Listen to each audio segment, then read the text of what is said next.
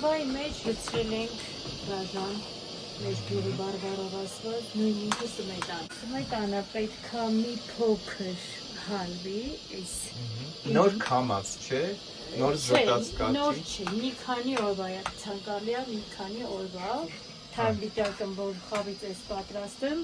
համա այդքան հաճելի չի լինում, ինչ որ այ մի քանի օրվա պատրաստած։ Պինդ մասը պետք է մի քիչ ինքը ինձ լինի, որ ջրիկանա։ Պատրաստում ենք Գյուղի խավից։ Արդեն պահն է հասունացել, որ աստիճանաբար ավելացնենք ալյուրը,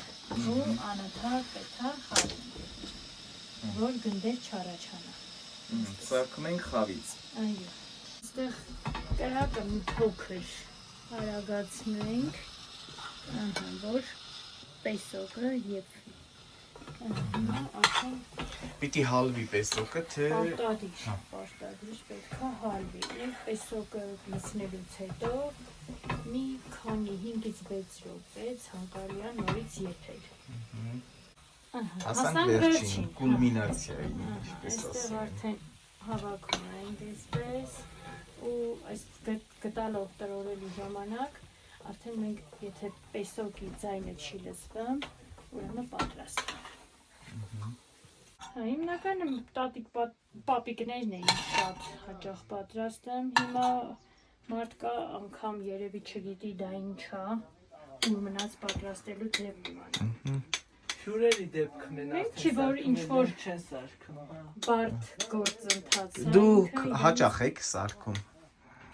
Ոչ հաճախ, բայց ցանկություն ունենալու դեպքում, որ ասենք մարդիկ ցանկություն են հայտնում, որ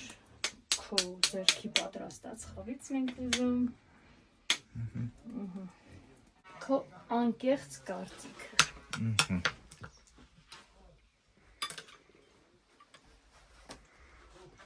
Շատ համեղ։